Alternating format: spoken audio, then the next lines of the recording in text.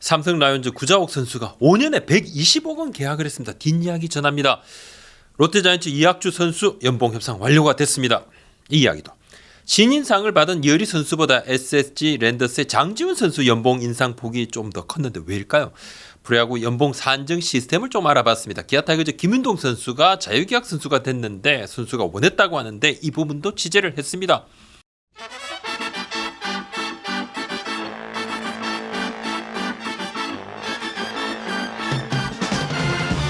구자욱 선수가 BFA 단연 계약을 했습니다. 네, 연봉 협상 보도자료하고 같이 cap 5년간 연봉 90억 원, 인센티브 총 30억 원, 최대 120억 원. 삼성 구단이 매우 만족해하고 있습니다. 뒷이야기입니다. 사실 구자욱 선수 FA 시장 마감 뒤부터 바로 스포트라이트를 좀 받았죠. 올해가 끝나면 FA가 되는데 최대어 중 한 명입니다. 예부 FA 중에 최고. 외야수로는 단연 돋보이고 삼성이 그래서 발빠르게 움직였습니다. 아예 연봉 협상 첫 만남에서 바로 이야기를 꺼냈습니다. 선수 의중이 중요하니 딱 생각이 있는가 물으니까 구자욱 선수가 처음 이야기를 딱 듣고 단연 계약 제안을 해줘서 감사하고 이야기를 안 꺼냈다면 제안을 안 했다면 좀 섭섭할 뻔했습니다. 이렇게 이야기를 하니까 구단에서 완전히 화색이 쫙 돌면서 그렇다면 바로 우리 이야기 해봅시다.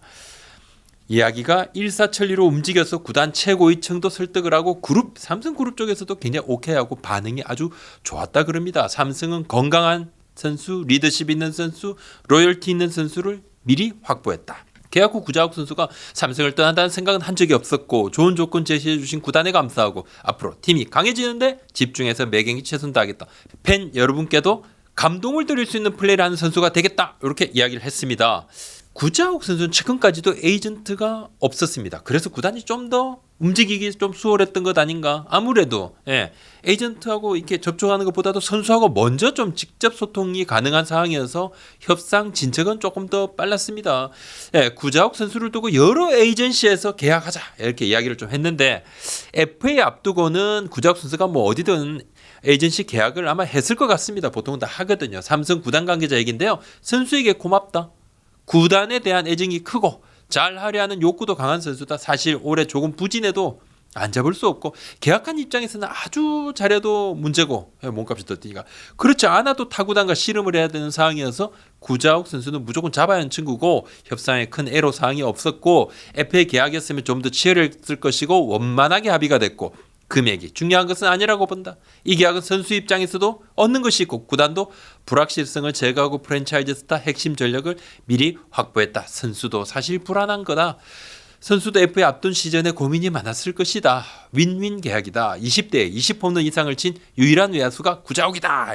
그렇게 이야기했습니다. 프로야구 스프링 캠프가 시작이 됐습니다. 각 구단마다 지금 코로나19 확진자들이 많아서 비상입니다. 계속 좀 늘어날 것으로 보입니다. 대응이 중요해졌고 확진자는 격리하고 나머지 선수들은 훈련하고 저도 다음 주부터 캠프지 현장 취재를 시작을 합니다. 현장을 좀 돌아보려고 합니다. 저는 원래 혼자 북치고 장구치고 다 해야 되기 때문에 고프로도 하나 장만을 했습니다. 발로 한번 뛰어보겠습니다. 이학주 선수는 지난 2일 캠프에서 인터뷰를 했습니다. 트레이드 되면서 화제의 중심에 섰고 원래는 3일 인터뷰 예정이었는데 팀 사정 때문에 취재진 인터뷰가 하루 당겨졌습니다. 이학주 선수가 본인의 부족한 워크애식 논란 가감없이 이야기를 하더군요. 또 열심히 노력하고 절박하게 생활하겠다, 야구하겠다 다짐을 했습니다. 이학주 선수는 연봉 협상을 최근에 마쳤는데요. 롯데에 와서 연봉 협상을 했고 삼성에서는 연봉 협상을 본격적으로 하지 않았죠. 삼성 구단 관계자도 연봉 협상 테이블을 제대로 마련한 적이 없다 이렇게 이야기를 했었는데 롯데의 연봉 협상을 담당했던 담당자 이야기입니다. 최근 이학주 선수와 연봉 협상을 마무리했다. 큰 이견은 없었다고 이야기를 했는데 이학주 선수의 올해 연봉은 7천만 원. 지난해와 비교를 딱 하면 동결. 2019년에 최저 연봉 2,700만 원이었습니다. 2020년에 2019년 잘했으니까 2020년에 9천만 원으로 수직 상승. 그 다음에 지난해에는 7천만 원으로 삭감.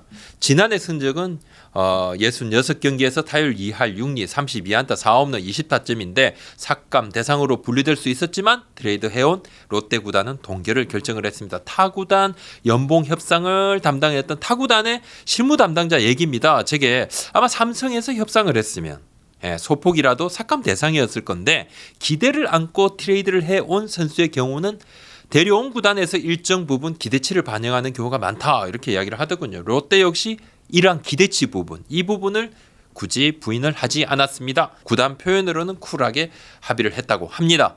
롯데는 이학주 선수에게 큰 기대를 걸고 있다. 이런 표현을 하지 않아요. 선수가 부담을 가진다. 그래서 좀 피하고 있는데 롯데 구단 관계자 얘기입니다. 절박함이 느껴지고 선수가 야구에 대한 생각이 많았다. 이야기를 해보니까 재능 있는 선수들은 동기부여만 제대로 된다면 자기 능력을 발휘할 수 있다고 본다. 이렇게 얘기합니다. 제가 앞선 영상에서 타 구단 단장들의 이학주 선수 트레이드 이후에 올 시즌 활약에 대한 그런 의견들을 좀 물었습니다. 몇몇 단장님들은 사람이 바뀌는 것이 쉬운 일 아닙니다. 이렇게 얘기를 했습니다. 우리 채널에 많은 분들도 사람 고쳐 쓰는 것 아니다. 이런 의견도 많이 주셨는데 또 많은 분들은 이왕 팀을 옮긴 것 더 열심히 해서 성공하라 이렇게 덕담도 하셨는데 롯데 관계자 얘기입니다. 사람 고쳐 쓴다는 거 그건 뭐 고쳐 쓴다는 건 아니지만 어떻게 쓰느냐의 문제 아니겠느냐, 어디에 놓고 쓰느냐 그런 문제이기도 하고 이학주에 대한 기대치는 뭐 이 관계자입니다. 관계자 본인 개인적으로는 높지 않고 7천만 원은 큰 돈이지만 1군에 뛰기만 해도 1군 최저 연봉은 5천만 원이다. 5천만 원입니다. 1군에 뛰기만 해도 날짜별로 계산해서 5천만 원은 최저로 이렇게 챙겨주거든요. 엄청난 금액은 아니다. 사람은 외부 요인이나 여러 자극으로 바뀔 수 있다고 본다. 강제가 아니라 스스로 바뀔 수 있다고 본다. 시즌의 절반인 72경기 정도만 뛰어준다고 해도 팀 내 유망주 성장을 위한 시간을 벌고 팀 전략에도 보탬이 된다. 충분한 자질 있는 선수다. 이거 팩트다. 이렇게 얘기를 합니다. 사람 고쳐 쓰는 것 아니다라는 의견이 우리 채널에도 많았습니다. 뭐 이학주 선수 본인도 인정했죠. 성실함에 좀 문제가 있었고 아쉬웠고 그리고 팀에서 겉돌았던 부분 선수 본인 부인을 안 했죠. 삼성에서 팀 적응을 좀 잘 못했다는 건데 사람 고쳐 쓰는 것 아니라는 말이 생겨난 이유는 분명히 있다고 생각을 합니다. 저는 개인적으로 사람이 고쳐지기는 어려워도 그래도 성장할 수는 있다 이렇게 봅니다. 10대, 20대만 성장하는 것이 아니고 30대, 40대도 성장할 수 있고 저 같은 50대도 또 성장할 수 있다고 봅니다. 일반화의 오류일 수도 있습니다만은 저는 이제 19년 전에 그날 한 가지를 다짐하면 제 삶의 방향을 완전히 바꾼 날이 있습니다. 어떤 계기로 2003년 8월 29일인데 그날 이후로 단 한 번도 이전 삶으로 저는 돌아가지 않았습니다.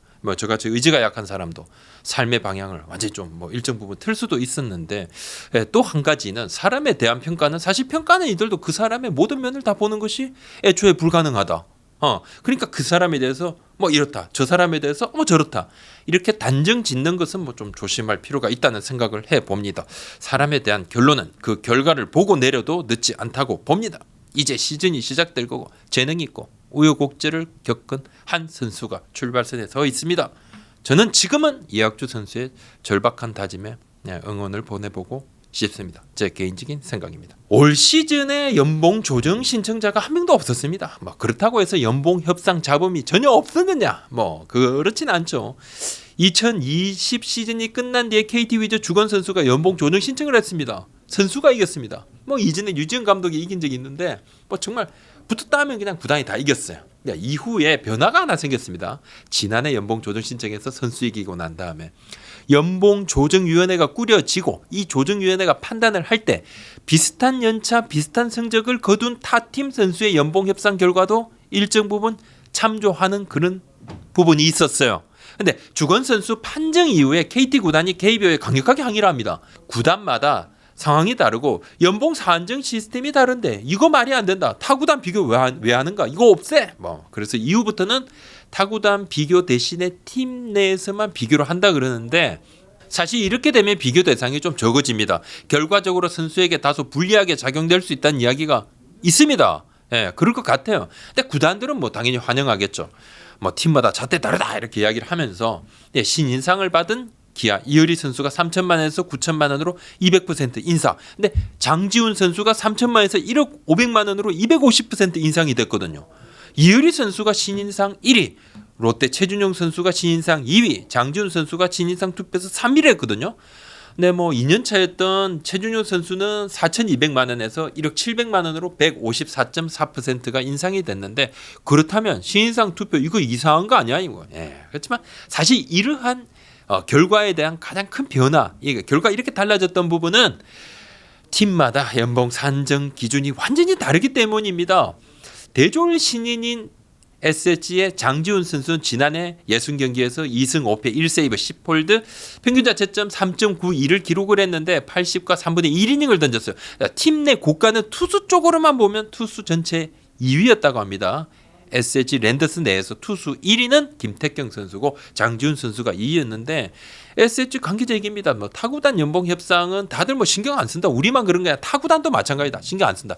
프로야구단이 아닌 일반에서도 본인들 자기들 연봉 시스템이 있는 거고 연봉 산정 시스템대로 움직이는 거고 타구단 선수하고 비교하려면 같은 연봉 시스템이 있어야 되는데 KBO 연합 시스템이 있는 거 없지 않느냐. 예. 장지훈 선수는 고가 산정에서 연봉 산정 시스템에 대입해서 나온 결과대로 그냥 줬다는 거예요. 의도적으로 선수한테 젊은 선수니까 정말 잘했으니까 야 신인상에서 거의 뭐 3위 정도 할 만큼 잘했으니까 의도적으로 선수한테 동기부여 해주려고 더 얹어준 건가? 아니라는 겁니다.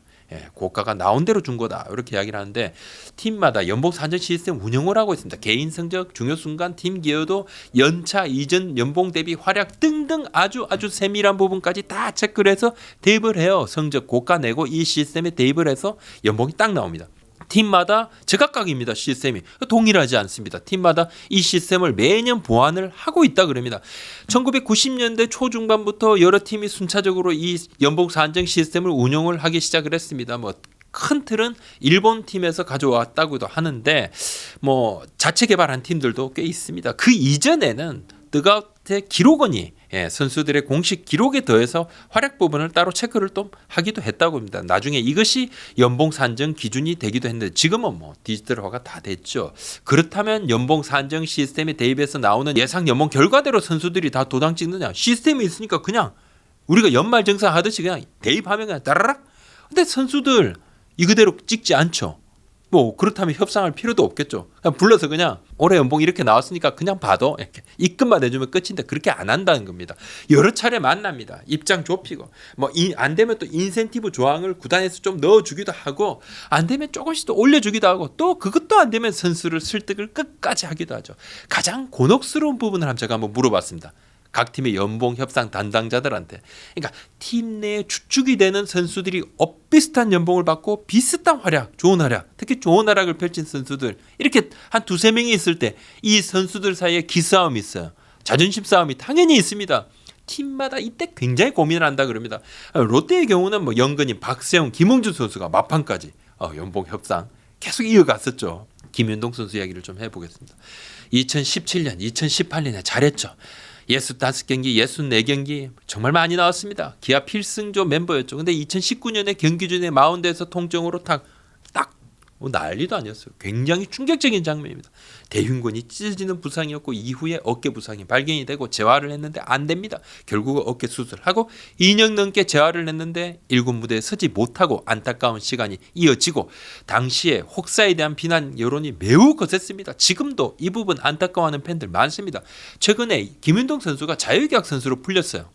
선수가 원했다 그러는데 선수는 일단 자유계약 선수가 되면 새로 팀을 이적하지 않는 이상 연봉이 한 푼도 없는 거죠.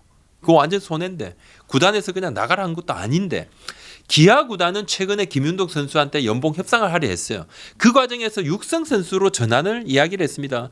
2019년에 연봉 1억 8천 근데 그전에 잘했으니까. 근데 재활을 하던 2020년에 1억 3천 그리고 지난해 1억 원으로 연봉이 깎입니다. 보통 부상 중인 선수 연봉이 조금씩 깎이죠. 기아는 선수 티오가 다 또 정해져 있습니다. 각 팀마다 65명입니다. 우선 육성 선수 신분으로 그래서 김윤동 선수 좀 바꿔서 재활을 하고 재활해서 공을 던질 수 있는 상황이 되면 언제든지 정식 선수로 전환을 해주겠다고 이야기를 했는데 김윤동 선수는 육성 선수로 전환을 할 것 같으면 자유계약 선수로 풀어달라고 얘기를 했어요. 기아 구단도 사실 이제 전혀 예상치 못한 반응이고 선수에게 육성 선수 전환이 큰 변화죠. 일종의 좀 충격이죠. 상실감 당연히 큽니다. 굉장히 큽니다. 구단도 뭐 그걸 알기 때문에 선수한테 나름 굉장히 좀 설명을 했는데 선수 입장에서는 뭐 그러려면 그냥 자유계약 선수로 풀어주세요 이렇게 이야기를 했다고 그래요. 그리고 정식 선수로 바꾸려 그러면 그것도 누군가 한 선수는 선수 계약을 또 해지를 해야 되겠죠. 뭐 정식 선수 계약을 또 해지를 해야 됩니다. 뭐 방출이 되든 또 육성 선수로 전환을 하든 그렇게 해야 되는데 선수 입장에서는 재활에도 변화를 좀 주고 싶었다고 하는데 기아 구단도 그걸 좀 이해를 했습니다. 기아 구단 관계자 얘기입니다. 구단이 김윤도 선수에게 느끼는 고마움, 미안함이 있다.